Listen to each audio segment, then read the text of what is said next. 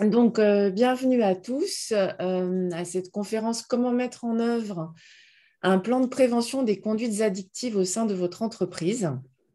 Donc, ce webinaire sera animé par nos deux addictologues, le professeur Amine Benyamina, psychiatre, addictologue et président du fonds Addicted, et par le docteur Corinne Dano, médecin du travail et addictologue au CHU d'Angers. Donc, ce webinaire porte sur la prévention des conduites addictives en milieu professionnel, car cette prévention constitue un véritable levier de performance en permettant de garantir la sécurité, la santé et le bien-être des collaborateurs. Donc, la mise en œuvre d'une telle politique est tout autant dans l'intérêt de l'entreprise que de celle de ceux qui y travaillent. Donc, ce webinaire a pour objectif de vous donner des outils concrets pour construire un plan de prévention au sein de votre entreprise, parce que les conséquences des conduites addictives peuvent être délétères à la fois pour l'entreprise et les collaborateurs. Donc, avant de commencer avec nos intervenants, je vous invite, si vous en avez, à poser des questions via le QR qui se trouve en bas et à droite de votre écran, et nous y répondrons à la fin de la présentation. Donc, effectivement, les conduites addictives en entreprise peuvent avoir des effets délétères. Professeur Benyamina, quelles sont les conséquences de telles conduites pour l'entreprise? Alors d'abord, bonjour tout le monde, merci à Efficience Santé, Natacha Biton et à Corinne Dano, évidemment, de faire, cette team pour pouvoir travailler sur un sujet important. Alors d'abord, est-ce qu'il y a des conduites addictives en entreprise? Évidemment, la réponse c'est oui. L'entreprise, ce n'est pas un îlot de prospérité et de vertu, entre guillemets, en dehors de la société. Ce qu'on trouve à l'extérieur, on le trouvera à l'intérieur, du tabac, de l'alcool, des médicaments, des antidouleurs, des écrans. En gros, tout ce qui se consomme à l'extérieur de l'entreprise, on le retrouvera à l'intérieur de l'entreprise. L'hyperconnexion, le jeu. Donc, il ne faut pas rêver. C'est ce que me disait d'abord un de mes bons collègues qui travaille en milieu carcéral. On leur a demandé, est-ce que vous avez des drogues dans la prison? Sa réponse était cinglante. Tout ce qui passe par la porte arrive à l'intérieur des cellules. Vous voyez, c'est un peu la même chose sans comparer, mais la société, l'entreprise n'est pas en dehors de la société. Un petit jeu de mots un peu lourd, mais qui dit ce qu'il dit. Donc oui, donc on en a. Les conséquences, c'est d'abord, puisqu'on parle d'entreprise, c'est l'accident de travail parfois grave, voire très grave, avec dans le pire des cas plusieurs décès. On a pu le voir dans le passé. La désorganisation des équipes, des retards, de l'absentéisme, une ambiance délétère parfois lorsqu'on a affaire à des agents qui, en consommant, évidemment, peuvent se montrer caractériels. On a tendance à dire certains ont l'alcool mauvais, mais bon, toutes les addictions peuvent parfois entraîner ça. Et puis, un frein au développement, à la dynamique de l'entreprise. Donc oui, la réponse est oui, Natacha. Et quelles sont les conséquences cette fois pour les collaborateurs? Bon, l'accident de travail parfois grave, comme on dit parfois, peuvent entraîner un handicap. Lorsqu'il est très grave, parfois le décès, donc c'est compliqué. On a parlé de la désorganisation, la qualité du travail qui peut toucher. On peut avoir des choses simples et quand on fouille, on cherche, on trouve, par exemple, des troubles du sommeil, des gens qui dorment mal parce qu'elles consomment à la maison, mais on a les conséquences de la consommation pendant la journée. Une baisse de la concentration, pareil, quand on consomme peut-être pas sur le lieu de travail, mais ailleurs, c'est-à-dire à la maison ou bien dans le milieu privé, on a des conséquences sur le travail, on est moins performant, il y a du travail qui demande la mémorisation. On peut avoir aussi des risques accrus d'accidents à la maison et qui peuvent avoir un effet, par exemple, sur le chemin, sur la route. Est-ce que c'est un accident du travail? Bon, si on est sur le chemin du travail en venant de la maison, et puis par exemple, on a un risque accru de perdre son emploi, et puis là, pour le coup, on va avoir à la fin des effets sur l'entreprise et évidemment sur le salarié. Donc, vous voyez, c'est assez direct et assez immédiat finalement ces conséquences. Et quels sont les liens entre les conditions de travail et les conduites addictives?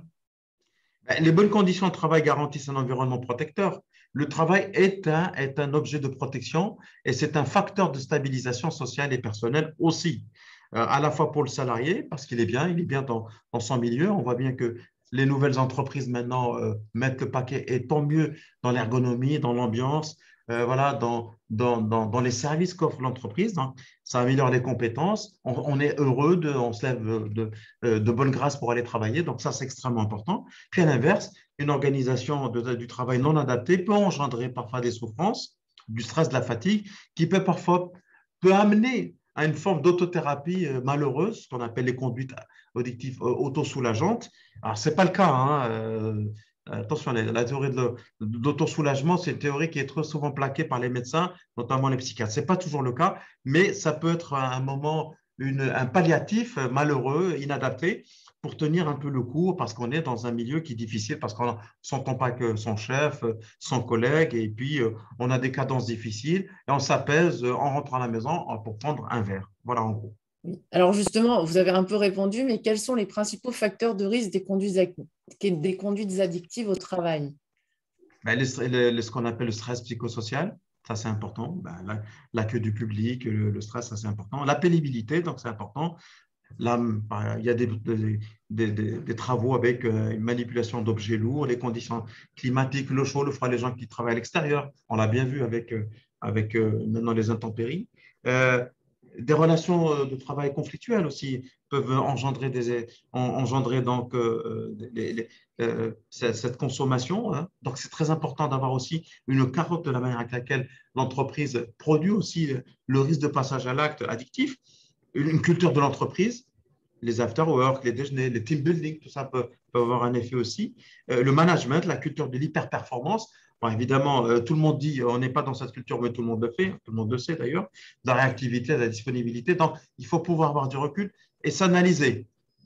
Que les choses soient claires, c'est un peu comme notre enseignement. Il faut intégrer réellement une théorie, une politique nouvelle, une philosophie nouvelle. Ce n'est pas, en gros, on fait une formation et on oublie. On l'a fait, mais on s'en inspire vraiment. Vous voyez, c'est comme ça la vraie culture d'entreprise.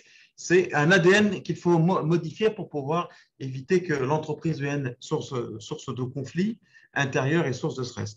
L'accessibilité aux substances psychoactives, ça peut être aussi un facteur important. Les hôpitaux, la restauration, la manipulation des produits qui ont un potentiel addictif. Ça, c'est important. On en a chez nous, on en a même beaucoup. Et puis, la précarité professionnelle, ben, les salaires, tout le monde parle des salaires, forcément l'intérim, les saisonniers, les CDD à répétition, tout ça constitue des facteurs qui peuvent, alors seul non, je le dis, seul non, que les choses soient claires, mais qui contribuent à pouvoir donner le sentiment que le recours aux substances est une forme d'aide pour passer une période difficile ou compliquée. Voilà.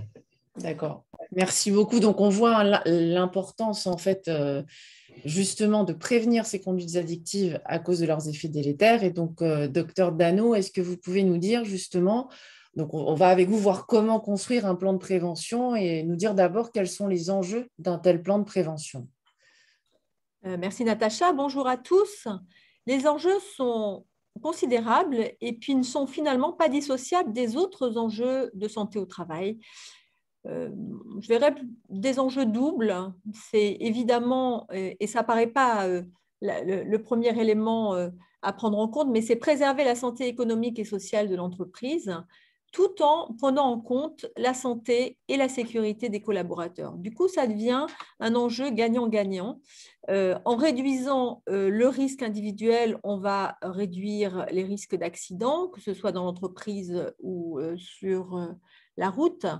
Je vous rappelle que le risque d'avoir un accident mortel quand on a consommé de l'alcool est multiplié par 7 et s'il est associé à une consommation de cannabis, il va être multiplié par 15, par exemple. Ça va être aussi réduire le risque de retard, d'absentéisme et puis de difficultés comportementales qui ne sont pas toujours franches, de gens qui ne sont pas de très bonne humeur, qui sont un peu mous, entre guillemets, et qui, du coup, vont entraîner des relations conflictuelles. Et on sait bien que travailler dans une ambiance sereine et tranquille a plutôt un effet d'augmentation sur les performances et les compétences des collaborateurs, donc c'est important.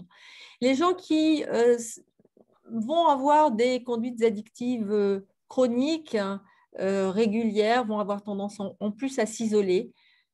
Donc, évidemment, tous ces éléments vont avoir des conséquences importantes sur l'organisation, sur la productivité, et puis avec un risque de perte d'emploi, puisque à la clé, puisqu'on sait que les gens qui consomment des substances, par exemple, ont un risque de perte de manière régulière, surtout de manière régulière, ont un risque de perte d'emploi qui est 2 à 3 fois plus élevé que dans la population active en général. Donc, c'est vrai que finalement, les enjeux de santé au travail et la prévention des conduites addictives ne sont pas antinomiques, bien au contraire, avec par exemple la RSE ou la performance en entreprise. Ça semble aller de pair.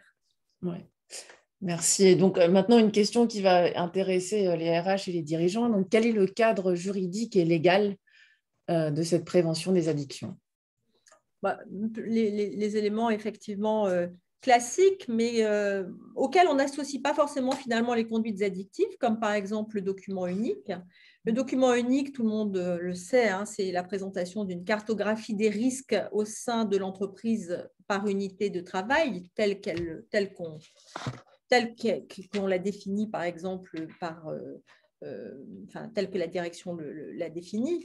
Et pour que cet inventaire soit vraiment le reflet de ce qui se passe dans l'entreprise, il doit idéalement tenir compte des risques éventuels, parce qu'il n'y en a pas toujours, de conduite addictive qui pourraient être présents au sein de la structure. Et ce n'est pas parce qu'on en parle de ces conduites addictives que ça les fait venir dans l'entreprise. On a souvent cette peur-là, ce qui n'est pas du tout le cas, et on peut identifier probablement trois origines de risques. Tout ce qui est source de stress chronique, que ce soit organisationnel, sur le plan du management ou des relations, ça va être les changements de personnes. Et on sait que les gens qui ont une vulnérabilité peut-être ou une fragilité aux conduites addictives sont assez sensibles aux changements de personnes, aux changements tout court, hein, aux restructurations. C'est vrai qu'accompagner un changement, c'est très important, mais ça peut être aussi la charge de travail, des horaires atypiques, enfin tous les facteurs de risque que l'on retrouve sur le plan psychosocial, mais il y a aussi tous les autres risques qu'il ne faut pas négliger, bien évidemment, les risques physiques, ça peut être la manutention, ça peut être l'exposition aux températures un peu extrêmes ou la pénibilité. Et puis peut-être un dernier élément auquel il faut songer, c'est finalement quelle est la tolérance, ou y a-t-il une tolérance de l'entreprise vis-à-vis des substances psychoactives sur le site. C'est la question de la disponibilité et de l'accessibilité. Comment se comportent les managers? Est-ce que le règlement intérieur est connu et est-ce qu'il est respecté et appliqué, par exemple? C'est tous ces éléments-là au niveau du DURP qui motivent le fait que maintenant, systématiquement, il faudrait réfléchir conduite addictive, à inscrire les conduites addictives dans le DURP. Après, il y a bien évidemment le Code du travail. Alors, on connaît bien le Code du travail, finalement, il est très axé alcool, hein, puisqu'on sait qu'aucune boisson alcoolisée sur le lieu de travail n'est autorisée, sauf la tolérance que vous connaissez pour le vin, la bière, le cidre et le poiré. Hein. On n'est pas français pour rien, c'est le fameux article 42-28-20. Et en plus, on peut y rajouter aussi cette interdiction s'étend à la présence de personnes qui présentent un trouble du comportement pouvant évoquer un état d'ivresse. Hein. Sauf que le législateur a oublié, enfin, puis ce n'est pas son rôle, hein, de préciser ce qu'il entendait par état d'ivresse, ce qui crée toute l'ambiguïté. Parce que finalement, un état d'ivresse n'est pas spécifique par exemple, d'une alcoolisation aiguë. Il y a aussi le règlement intérieur, on en a déjà parlé, hein, qui est donc dont le domaine est strictement limité par le Code du travail. Et ce qui est important, parce que c'est dans le règlement intérieur qu'il faut que figure de manière précise l'organisation et l'encadrement des pots sur le lieu de travail, par exemple, la liste des postes de sûreté et de sécurité pour lesquels un dépistage de consommation d'alcool ou de stupéfiants peut être réalisé. Je pense par exemple aux modalités de dépistage salivaire. Et puis le rappel des dispositions du Code de la route, par exemple.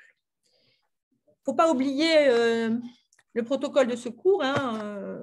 C'est vrai que l'employeur a une responsabilité en termes de sécurité et de santé dans l'entreprise. Et donc, c'est vrai que doit être réfléchi à minima ou de manière plus ou moins graduée la conduite à tenir quand il y a un comportement inhabituel qui ne devrait pas être spécifique finalement du trouble du comportement en lien avec une prise de substance. Et puis, c'est aussi la question de l'organisation des premiers secours et puis de la suite à donner, hein, mais encore une fois, qui n'est pas spécifique de la consommation de substances psychoactives. D'accord. Et donc, la prévention de ces conduites addictives, est-ce qu'elle doit être portée par la direction? Alors, c'est un préalable. C'est quelque chose qui est presque une condition sine qua non. C'est à la direction d'impulser ce désir finalement de pouvoir aborder cette question des conduites addictives de manière très tranquille. Et c'est aussi par cette implication que finalement on aura des résultats intéressants et que cette prévention des conduites addictives a une chance d'aboutir. Elle doit également bien évidemment tenir compte des attentes des salariés pour favoriser aussi leur implication. D'accord. Donc maintenant, on va un petit peu voir comment construire ce plan de prévention. Donc, quelle est la première étape pour le construire? Alors, la première étape, c'est le pilotage par la direction, on l'a dit, qui doit être très impliqué et qui doit donc créer un comité de pilotage qui va être représentatif de l'ensemble du personnel, de manière paritaire. Alors, évidemment, il va y avoir au minimum des membres de l'encadrement, des membres du service des ressources humaines, des représentants du personnel et bien évidemment du service de santé au travail, mais également des salariés motivés. C'est important pour porter cette action de manière collective.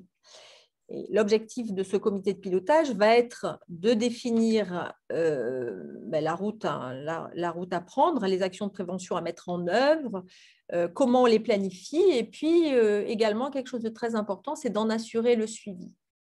D'accord. Et si ces membres n'ont pas de connaissances spécifiques en fait, des conduites addictives, comment faire?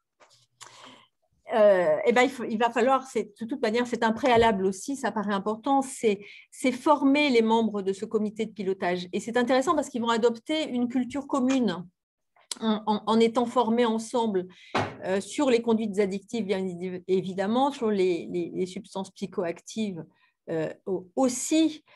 Travailler sur ses propres représentations. C'est souvent comme ça que l'on commence d'ailleurs les sensibilisations et les formations des salariés qui souhaitent s'investir dans ce comité de pilotage, parce qu'on a des idées reçues, parce qu'on a des tabous, parce qu'on a des fausses croyances, et puis qu'il va être important aussi d'aborder qu'est-ce qui fait, pourquoi il y a des gens qui sont plus vulnérables que d'autres, pourquoi le travail, comment se comporter, est-ce qu'il y a des erreurs à ne pas commettre, parce que souvent on appréhende, et puis comme on appréhende, du coup, on n'y va pas, on préfère ne pas aller voir et ne pas repérer. Et puis, quelque chose aussi d'important, c'est d'aborder la question du rôle du travail. Quels sont les facteurs au travail qui sont susceptibles de pouvoir favoriser les conduites addictives, mais également quels sont les facteurs protecteurs au travail et dans les entreprises, et il y en a beaucoup sur lesquels on peut s'appuyer dans cette démarche de prévention pour continuer à avancer. Ce qui est important, c'est de libérer la parole et de faire en sorte que ça soit plus un tabou. Oui. Puis, quelque chose aussi que décidera le comité de pilotage, c'est qui les forme, tout en sachant que ce ne sont pas des intervenants extérieurs ou peuvent aussi participer les membres du service de santé au travail, ce qui est plutôt bienvenu d'ailleurs. Absolument, oui, c'est vrai. D'ailleurs, j'invite les adhérents à se rapprocher d'Efficience Santé au Travail s'ils souhaitent une telle formation. Et donc, on va voir maintenant quelles sont les différentes actions donc, à mettre en place dans le plan de prévention. Alors, ces actions, elles ne sont pas exhaustives. Et puis, elles vont être hiérarchisées en fonction des besoins qui vont être ciblés et des priorités qui vont être établies par le comité de pilotage. Ça peut être une sensibilisation ou une information des collaborateurs qui peut être plus ou moins importante. Ça dépend où est-ce qu'on veut aller, ça dépend ce que l'on veut toucher. Et puis, travailler aussi sur comment prévenir les situations et les conditions qui favorisent la consommation sur les lieux de travail, par exemple. Ça peut être aussi qu'est-ce qu'on met en place comme indicateur de suivi et d'alerte. Et puis, surtout, quelle conduite à tenir face à un collaborateur en difficulté et comment est-ce qu'on va aider aussi les équipes, les collègues à pouvoir faire face et réagir à cette situation. Oui. Donc maintenant, on va voir en détail chacune de ces actions. Donc la première action est informer et sensibiliser les collaborateurs. Et là, j'en profite, docteur Dano, pour informer nos participants qu'il y aura un webinaire le 30 septembre à 11 heures. Donc tout savoir sur les addictions à destination justement des collaborateurs. Donc c'est un premier pas vers l'information et la sensibilisation. Et je vous laisse parler des autres. Alors, au préalable, je l'ai déjà dit, mais au risque de me répéter, un travail sur les représentations individuelles et les représentations collectives et professionnelles qui vont être différentes en fonction des entreprises dans lesquelles on est, mais on a tous un rapport particulier aux substances psychoactives, même quand on n'en consomme pas. Donc, c'est important de pouvoir travailler dessus et y réfléchir ensemble. Quelque chose d'autre qui va être important, c'est sensibiliser aux risques pour la santé, sensibiliser aux risques pour la sécurité. Il faudra vraiment porter attention à quel est le rôle de chacun et quelles sont les missions de chacun dans l'entreprise, parce que on sait que finalement tout le monde est concerné par cette histoire-là, hein, que ce soit les collègues jusqu'à l'encadrement. Et l'encadrement et les managers, ça va être important, il va être particulièrement important de retravailler peut-être les règles de sécurité et puis surtout la conduite à tenir face à un collaborateur qui est en difficulté de manière un peu répétée ou qui prend son poste avec un comportement inhabituel. Ça va être aussi travailler sur une formation aux collègues et aux représentants du personnel, savoir ce que fait et quel est le rôle aussi du service de santé au travail, parce qu'il a quand même une mission de conseil, de repérage, d'orientation aussi. Et puis, il ne faut pas oublier le retour en emploi de ces personnes-là, quand par exemple c'est après un arrêt de travail qui peut être plus ou moins long, ou la personne s'est soignée, a pris soin d'elle, mais malheureusement, l'équipe est restée avec le souvenir de la personne qui est partie. Et souvent, ça crée un espèce de décalage qui n'est pas aidant pour le retour en emploi, voire pour le maintien en emploi. Peut-être aussi, alors ça c'est dans les plus grandes entreprises, revoir le rôle, et il est important, des services sociaux et puis les soutiens possibles aussi qu'on peut avoir en dehors de l'entreprise.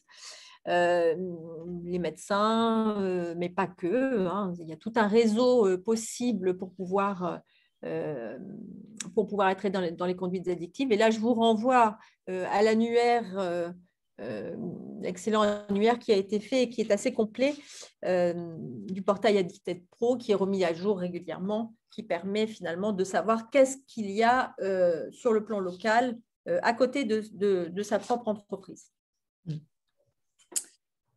Donc, action numéro 2, prévenir les situations et les conditions qui favorisent la consommation sur le lieu de travail. Alors, c'est vrai que c'est important d'identifier les facteurs de risque qui vont être spécifiques à chaque entreprise. C'est pour ça que finalement, une démarche de prévention, elle est personnalisée. On ne peut pas faire... elle est difficilement transposable, et c'est aussi pour ça que c'est important que dans le comité de pilotage, il n'y ait pas que, par exemple, qu'on n'ait pas recours qu'à un intervenant extérieur, parce que c'est important de connaître l'entreprise et d'avoir une certaine idée de la culture de l'entreprise, entre autres. Mais ça va être important de prendre en compte ces facteurs de risque et puis de favoriser les besoins des salariés, les solutions qu'ils peuvent apporter, encore une fois, parce que souvent, ils ont des idées assez intéressantes de ce qui pourrait être engagé.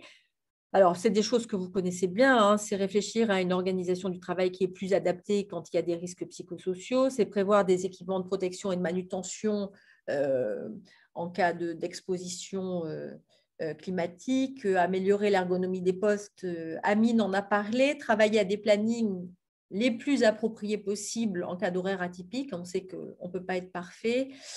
Organiser des médiations suffisamment en amont quand il y a des relations au travail qui sont conflictuelles, encadrer l'organisation des points d'entreprise, on l'a dit, informer sur les risques propres au déjeuner d'affaires dans la culture d'entreprise.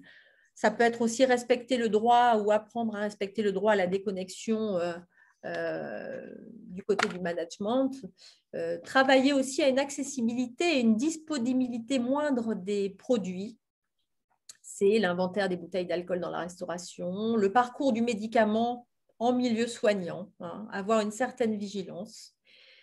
Et puis, peut-être alors ça c'est plus spécifique des services de santé au travail, le repérage de la précarité professionnelle, surtout chez les intérimaires et les saisonniers, mais pas que, bien évidemment. Et donc, justement, une autre action pour contrôler un petit peu tout ça, c'est la mise en place d'indicateurs d'alerte ou de suivi. Donc, comment savoir et comment faire?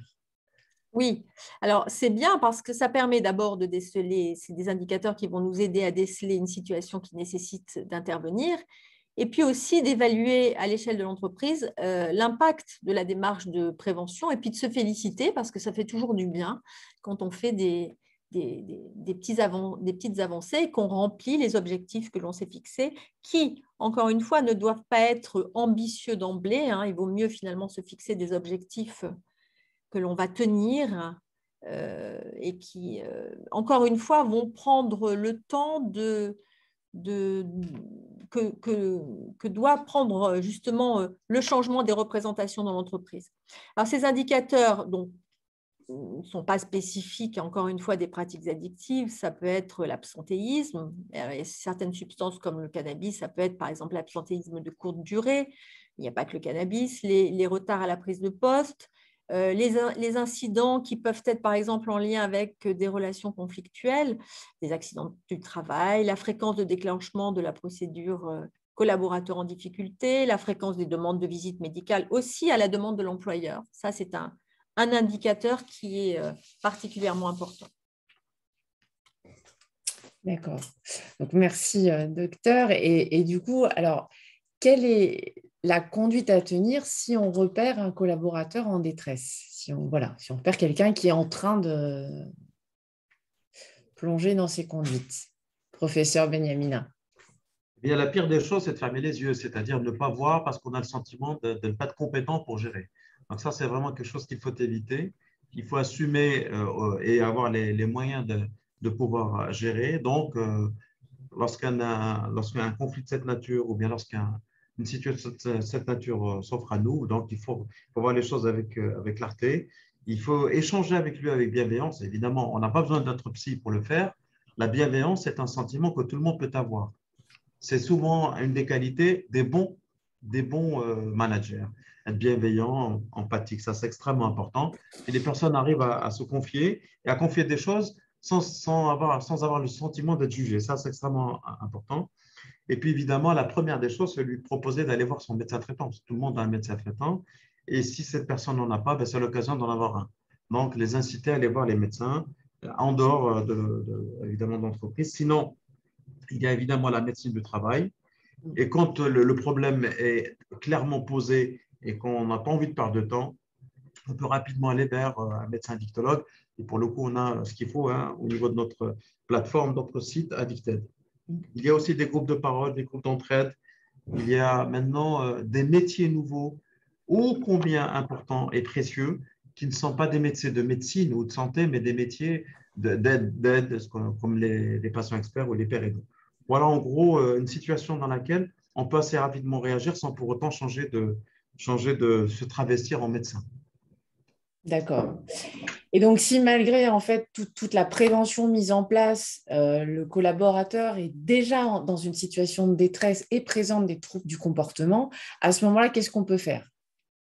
Alors, 3 phases. La première, c'est bien évidemment faire cesser la situation dangereuse. C'est la première, la priorité, hein, c'est protéger. Et puis, alerter l'encadrement, alerter le sauveteur secouriste du travail, pour ensuite pouvoir tranquillement évaluer la situation.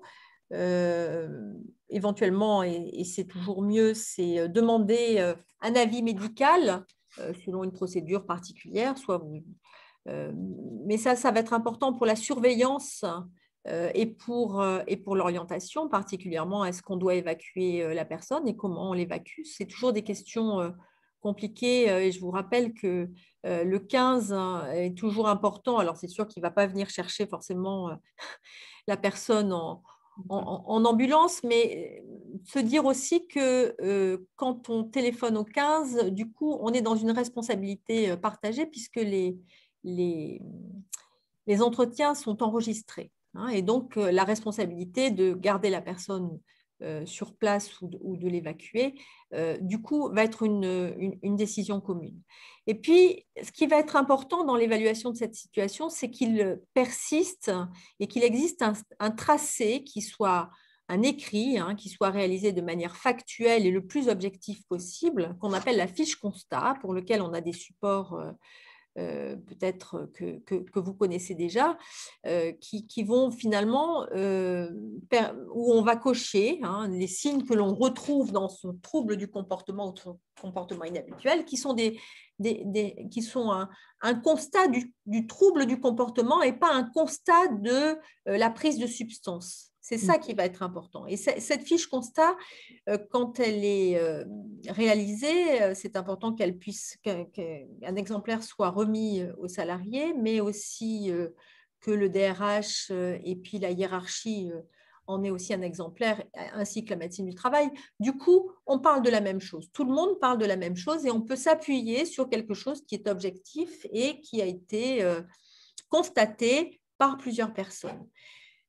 Ça, c'est la gestion de la crise, j'ai envie de dire. Et puis, il ne faut pas oublier la troisième phase, qui est une phase primordiale, qui est la phase de la post-crise, où c'est important que le salarié puisse rencontrer l'employeur, que les choses puissent être discutées, surtout si l'employeur a, comme son règlement intérieur l'autorise peut-être, surtout s'il a fait des tests de dépistage qui se sont révélés positifs. Une visite médicale à la demande de l'employeur, c'est aussi toujours bien parce que finalement, on peut se retrouver comme ça sur des troubles du comportement de gens qui rentrent chez eux et puis qui ne sont pas forcément arrêtés ou qui sont arrêtés très peu de temps et finalement le médecin du travail ne va pas être au courant vraiment de ce qui s'est passé. Donc cette visite médicale couplée à la fiche constat permet justement de tracer un peu l'événement, ce qui est important. Et puis essayer d'adapter au mieux le retour à l'emploi, particulièrement chez des gens qui ont eu besoin de s'arrêter un certain temps et pour lequel peut-être il faut réfléchir à un aménagement de poste, un reclassement, un certain nombre de choses. Ce qui est important de se dire, c'est de toujours contextualiser cet incident dans le cadre du travail, ce qui nous renvoie en fait à une démarche collective de l'analyse des conditions de travail, d'essayer de définir finalement des actions de prévention suite à ces incidents ou à cet incident qui permettent toujours d'améliorer la santé et la sécurité globale en entreprise. Oui, alors justement, par rapport à ça, vous parliez du dépistage. Donc, une question qui revient souvent, c'est quelles sont les conditions de dépistage en entreprise? Ah, c'est vrai que c'est quelque chose qui est souvent discuté et évoqué et qui peut paraître compliqué. Ce qui est important, c'est de bien préciser que ce sont les dépistages qui sont réalisés par l'employeur hein, et qui n'ont rien à voir avec les dépistages que peut décider dans l'entretien, enfin à l'intérieur de sa consultation, de faire le médecin du travail. rappeler aussi que l'employeur ne peut contraindre le médecin du travail à pratiquer des tests salivaires à sa place, ni l'infirmière, hein, parce que parfois, ce sont les infirmières en santé-travail peuvent être ou ont été sollicitées, pas forcément dans un mauvais esprit, hein, mais pour pouvoir faire ces tests. Or, ça ne relève pas de leurs compétences, c'est important de le dire, parce que ces tests de dépistage, ils sont quand même très encadrés, notamment par le Conseil d'État de 2006, hein, mais pas que. Et puis, se dire que ce n'est pas forcément une fin en soi, hein, que le dépistage, il est fait initialement pour faire cesser une situation dangereuse et qu'il doit être réalisé, qu'il doit être réservé aux postes, ce qu'on appelle à risque, hein, les postes dits hypersensibles, qui sont en général mentionnés d'ailleurs qui sont précisés, hein, dans le règlement intérieur. Parce que ces tests de dépistage doivent être inscrits dans le règlement intérieur en précisant vraiment, et ça c'est très important et c'est souvent peut-être pas assez fait, les circonstances dans lesquelles sont pratiqués ces tests, selon quelles modalités, dans le respect du secret professionnel bien évidemment, qui est-ce qui les fait, où est-ce qu'on les fait, est-ce qu'il y a un local particulier pour le faire. Le salarié, c'est important aussi que ça soit inscrit dans le règlement intérieur, hein, le salarié doit être informé, hein, de ce test de dépistage, en quoi il consiste, et il doit accepter de s'y soumettre. S'il n'accepte pas, on ne peut bien évidemment pas l'obliger, même si dans le règlement intérieur, encore une fois, il peut y avoir des conséquences inscrites en lien avec ce refus. Et puis savoir qu'en cas de résultat positif, le salarié peut demander une contre-expertise à la charge de l'employeur. D'accord. Okay. Donc là, on a vu un peu comment mettre en place et en œuvre ce plan de prévention, hein, qui doit être personnalisé et adapté à chaque entreprise parce que les risques sont différents, parce que la culture d'entreprise est différente. Et donc, on va voir maintenant comment et pourquoi pérenniser cette stratégie de prévention une fois qu'elle est en place.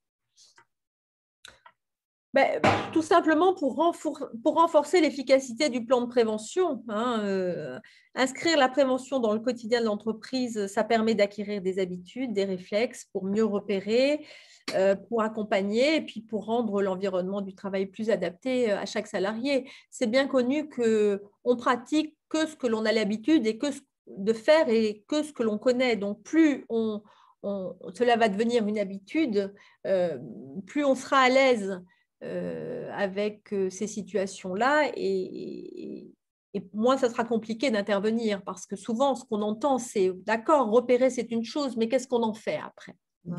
Donc c'est important d'adapter aussi la stratégie en fonction de l'évolution des indicateurs que le comité de pilotage aura retenu, avec l'idée vraiment que les conduites addictives, ça doit devenir un risque professionnel comme un autre, ni plus ni moins, dans les entreprises. Donc, comment faire pour pérenniser cette stratégie, docteur? Alors, il faut inscrire la prévention des conduites addictives dans la stratégie de l'entreprise. Ça paraît comme ça à la fois facile et difficile, mais penser la prévention des conduites addictives en lien avec l'organisation et les conditions de travail permet de légitimer justement cette stratégie de prévention. Et donc, ça implique de prendre en compte les éventuels facteurs professionnels qui sont susceptibles de favoriser les conduites addictives. Après, effectuer des bilans réguliers de ce qui se passe et puis des effets de cette stratégie de prévention, des actions menées pour pouvoir dégager ce qui fonctionne, ce qui ne fonctionne pas, les points forts, les points faibles dans la démarche entreprise. Ça permet aussi de réactualiser le DURP assez régulièrement. Ça permet aussi, ça donne l'occasion de discuter, hein, de faire des points sur les actions éventuelles à engager ou à modifier. Et puis, finalement, une stratégie de prévention aboutit, mais ce n'est pas quelque chose qui arrive en premier lieu ou que l'on fait en premier lieu, mais qui peut être une idée forte et une idée porteuse, c'est de mettre en œuvre une démarche de prévention par une charte. Voilà, la charte de prévention, qui est pas spécifique des conduites addictives, on est d'accord, hein, qui représente vraiment la formalisation de l'engagement pris par l'entreprise pour l'adoption d'une démarche un peu constructive de sensibilisation et de prévention à l'intérieur des entreprises. Donc, c'est un document cadre, et puis ça permet vraiment de manifester un engagement pour une collaboration un peu collective sur les problématiques de prévention. Alors, elles énoncent des grands principes qui rationalisent une démarche de prévention, mais que l'on a évoqué jusqu'à présent. Hein, on se la joue collectif, on associe les différents acteurs de l'entreprise, y compris des acteurs extérieurs à la prévention. On identifie les risques et les facteurs de risque, on réfléchit à une sensibilisation et puis à une formation, on concrétise par des actions matérielles, des mises en place de dispositifs adaptés pour maîtriser les risques. On écrit comment réagir, encore une fois, face à un comportement inhabituel, et puis on adapte à chaque entreprise cette charte qui, bien évidemment, peut être encore une fois d'envergure et d'objectifs très différents. Oui, et c'est vrai qu'avec cette charte et le suivi des indicateurs que vous avez énoncés plus haut, on peut aussi suivre dans le temps effectivement les bénéfices de cette stratégie de prévention mise en place, enfin, et de ce plan de prévention mis en place. Donc on vous accompagne tout au long de l'année dans cette stratégie de prévention justement, et il y aura des grands rendez-vous de la prévention des addictions, donc cette fois addictions spécifiques. Donc, professeur Benyamina, je vous laisse les nommer. Il y en a beaucoup, mais bon, assez rapidement jusqu'à la fin de l'année et le début de l'année prochaine. Il y a 2 rendez-vous qu'il ne faut absolument pas louper. C'est le mois sans tabac qui est, comme tous les ans, au mois de novembre. Évidemment, cette année, ça sera au mois de novembre aussi, 2021. Et puis, comme son nom ne l'indique pas, évidemment que si, ce qu'on appelle le défi de janvier, c'est le mois de janvier sans alcool. Et donc, ou bien on fait une pause, et qui est aussi une occasion pour pouvoir s'éprouver, voir sa capacité à ne pas consommer, et puis essayer d'en parler. Voilà, en gros, 2 rendez-vous assez proches, mais il y en a d'autres, évidemment. Ce sont des grands rendez-vous de santé publique qu'il ne faut pas louper. Et d'ailleurs, si j'ai une suggestion à faire aux personnes qui nous écoutent aujourd'hui, c'est peut-être de décliner ces 2 rendez-vous en entreprise et de trouver aussi une manière de faire ça de manière ludique et intéressante.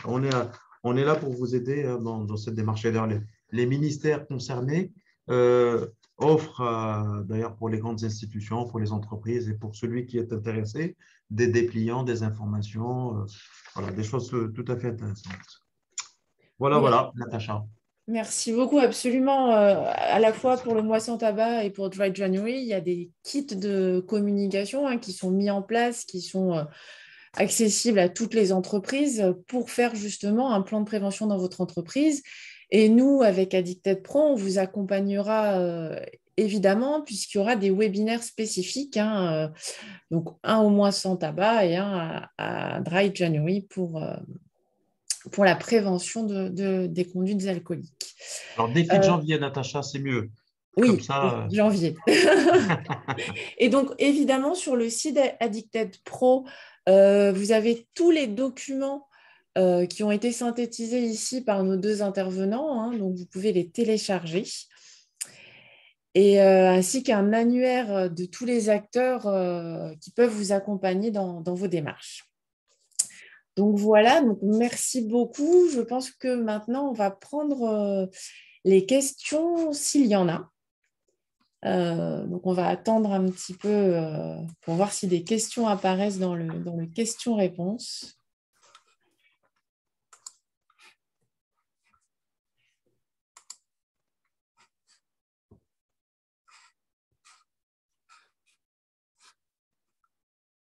Donc, pas de... Corinne a tout dit, puis mal reste, c'est ça? C'est ça, absolument, vous avez tout dit. Donc, pas de questions, on va peut-être attendre encore 30 secondes au cas où, le temps de taper la question. Arrive. Et voilà, et voilà.